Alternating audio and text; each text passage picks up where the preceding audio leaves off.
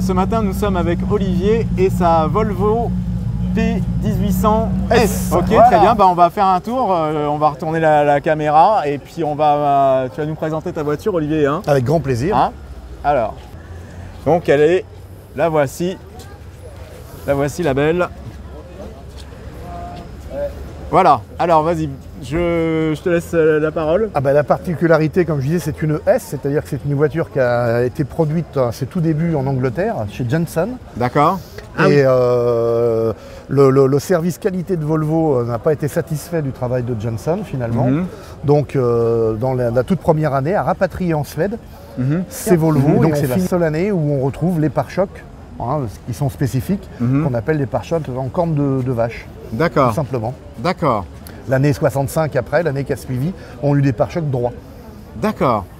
Alors celle du sein, parce qu'elle est connue. C'était la même, c'était exactement la même, avec ces pare-chocs comme ça. C'est exactement ce modèle.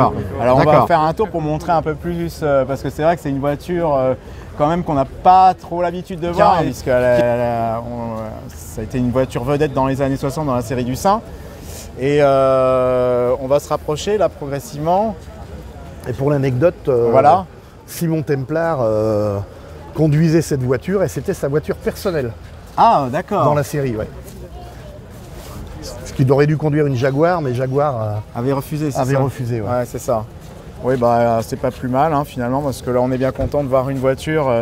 Alors c'est vrai que maintenant je comprends mieux pourquoi, à travers ce que tu dis, que je trouve qu'elle a un petit brin d'Angleterre. Oui. Voilà, et maintenant je comprends mieux à travers ce que tu m'as raconté. Elle a un peu un design italien, DSU, elle a un moteur anglais, donc c'est assez amusant. D'accord, d'accord. Et est-ce tu peux nous montrer l'intérieur? Mais bien sûr. Ouais. Alors, on va faire le tour. Hop. Parce qu'elle a l'option des portières qui s'ouvrent. Ouais. Hop là. Voilà. Alors, attends, excuse-moi. Je vais faire comme ça. Ok. Ah oui.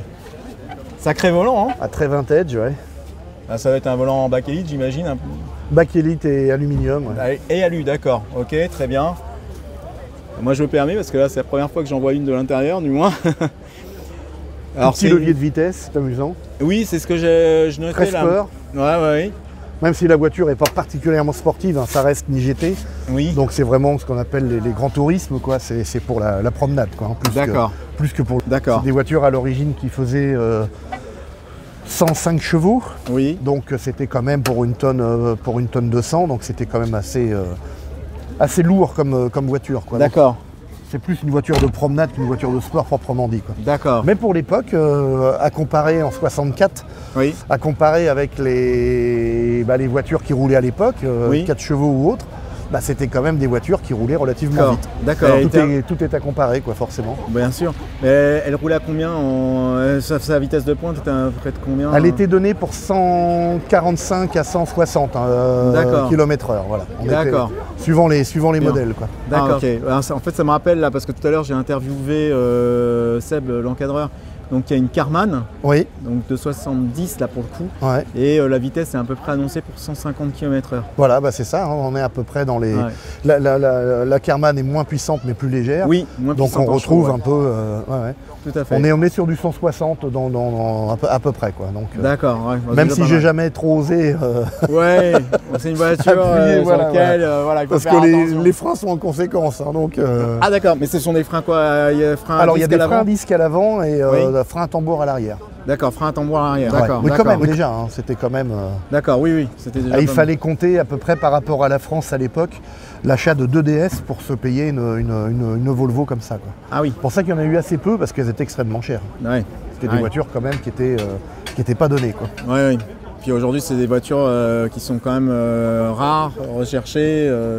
Ouais, alors recherchées, je sais pas, rares, il y en a pas énormément. Il y en a eu 11 000 de fait. Après, je ne sais pas combien il en reste vraiment, mais il y a eu le coupé chasse qui est sorti également dans le même esprit. Mais il y en a eu quand même.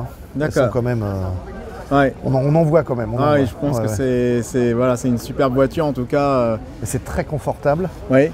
Et pour l'anecdote, c'est les premières ceintures de sécurité, puisqu'en 64, les ceintures n'étaient pas obligatoires. D'accord. Et Volvo a installé, on le voit, tiens, on va faire un petit coup, juste parce que c'est quand même très drôle. Ouais. Voilà, je sais pas si tu peux arriver à... Voilà, là.